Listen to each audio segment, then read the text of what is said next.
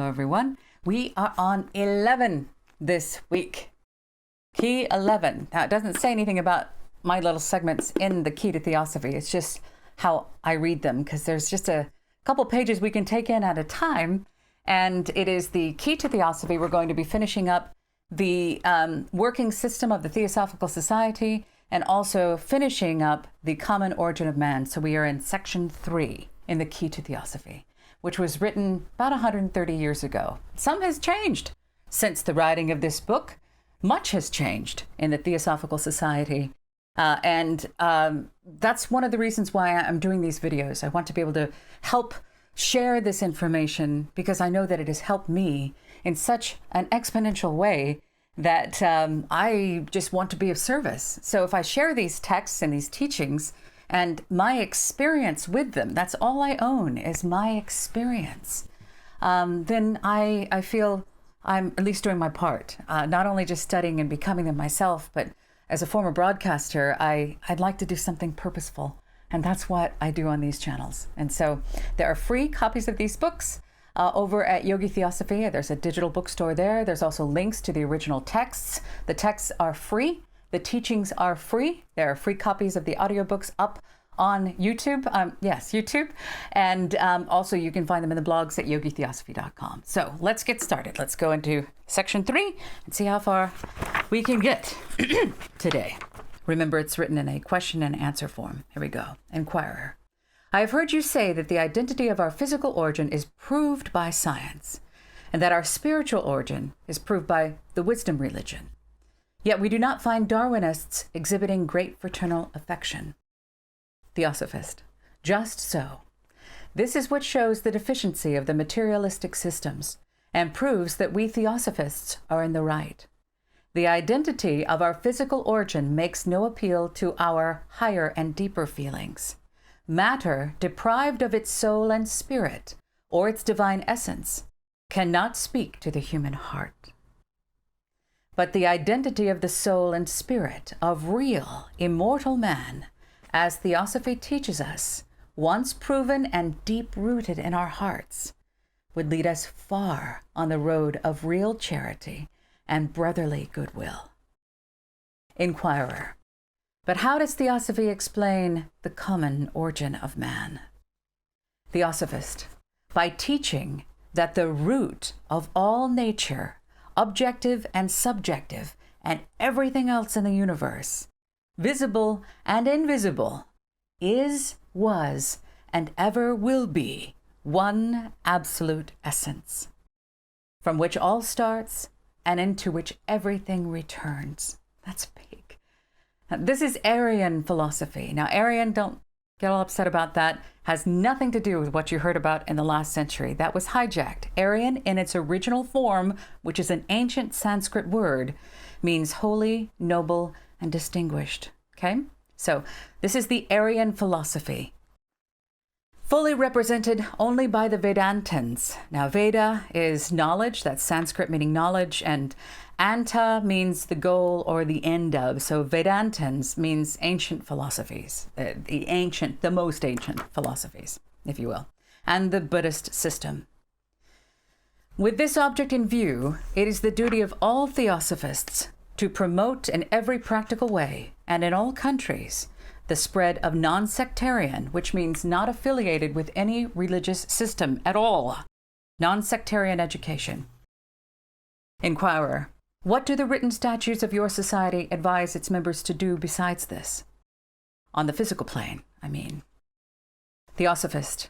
In order to awaken brotherly feeling among nations, we have to assist in the international exchange of useful arts and products by advice, information, and cooperation with all worthy individuals and associations. For instance, to take a practical illustration, the organization of society, depicted by Edward Bellamy in his magnificent work Looking Backwards, admirably represents the theosophical idea of what should be the first great step towards the full realization of universal brotherhood. The state of things he depicts falls short of perfection because selfishness still exists and operates in the hearts of men. But in the main, selfishness and individualism have been overcome by the feeling of solidarity and mutual brotherhood. And the scheme of life there described reduces the causes tending to create and foster selfishness to a minimum. It is also stated here that no benefit or percentage shall be taken by the society or the fellows for its or their corporate services. Inquirer: then as a theosophist, you will take part in an effort to realize such an ideal? Theosophist: certainly, and we have proved it by action. Have not you heard of the nationalist clubs and party which have sprung up in America since the publication of Bellamy's book? They are now coming prominently to the front, and will do so more and more as time goes on. Well, these clubs and this party were started in the first instance by theosophists. One of the first, the Nationalist Club of Boston, Massachusetts, has theosophists for president and secretary, and the majority of its executive belong to the Theosophical Society. In the constitution of all their clubs and in the party they are forming, the influence of Theosophy and of the society is plain, for they all take as their basis their first and fundamental principle, the Brotherhood of Humanity. The Brotherhood of Humanity, as taught by Theosophy. In their declaration of principles, they state, the principle of the Brotherhood of Humanity is one of the eternal truths that govern the world's progress on lines which distinguish human nature from brute nature. I'll read that again. The principle of the Brotherhood of Humanity is one of the eternal truths that govern the world's progress on lines which distinguish human nature from brute nature. What can be more theosophical than this? But it is not enough. What is also needed is to impress men with the idea that if the root of mankind is one, then there must also be one truth which finds expression in all the various religions. Now, there's something here that's mentioned that it is not expressed in Kabbalah, in the Jewish religion. However, I would like to have a side note here. I do find many of these teachings to be synonymous in the teachings of the Kabbalah. So, okay. Inquirer: this refers to the common origin of religions, and you may be right there. But how does it apply to practical brotherhood on the physical plane? Theosophist: first, because that which is true on a metaphysical plane must also be true on the physical plane. Secondly, because there is no more fertile source of hatred and strife than religious differences. When one party or another thinks himself the sole possessor of absolute truth, it becomes only natural that he should think his neighbor absolutely in the clutches of error or the devil. But once get a man to see that none of them has the whole truth, but they are all mutually complementary, that the complete truth can be found in the combined views of all. After that which is false in each of them has been sifted out, then true brotherhood in religion will be established. The same applies in the physical world. Inquirer: please explain further. Theosophist: take an instance. A plant consists of a root, a stem, and many shoots and leaves. As humanity as a whole is the stem which grows from the spiritual root, so is the stem the unity of the plant. Hurt the stem, and it is obvious that every shoot and leaf will suffer. So it is with mankind. Inquirer: yes, but if you injure a leaf or a shoot, you do not injure the whole plant. Theosophist: and therefore you think that by injuring one man, you do not injure humanity? How do you know? Are you aware that even materialistic science teaches that any injury, however slight, to a plant will affect the whole course of its future growth and development? Therefore, you are mistaken, and the analogy is perfect. However, if you overlook the fact that a cut finger may often make the whole body suffer and react on the whole nervous system, I must all the more remind you that there may well be other spiritual laws operating on plants and animals as well as on mankind, although, as you do not recognize their action on plants and animals, you may deny their existence. Inquirer, what laws do you mean? Theosophist, we call them karmic laws, but you will not understand the full meaning of the term unless you study occultism. However, my argument did not rest on the assumption of these laws, but really on the analogy of the plant. Expand the idea, carry it out to a universal application, and you will soon find that in true philosophy, every physical action has its moral and everlasting effect. Hurt a man by doing him bodily harm.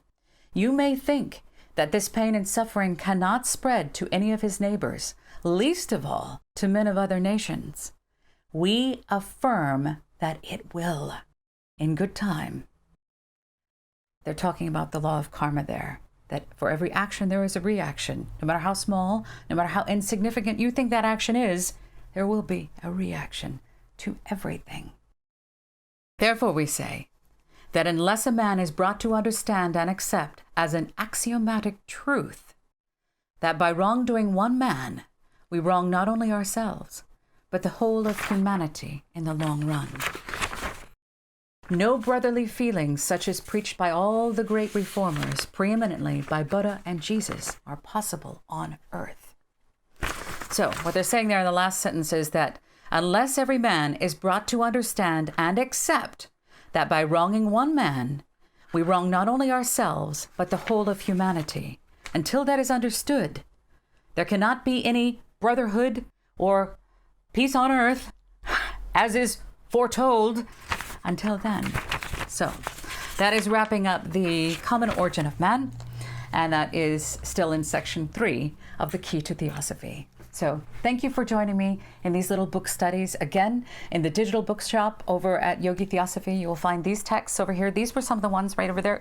That one was one of the first ones that introduced me to the teachings of Theosophy. And so much so that I thought, oh, this is, it's like a grail of information, this wealth and truth that is coming through that, like we talked about omnism, which is the belief that there is some truth in all of the world's religions, but not one of the religions has all of the truth.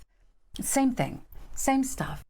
Voice of the Silence. Oh, very powerful book there. That is voiced and available as an audiobook for free on YouTube. You can purchase the audiobook if you wish to support the cause.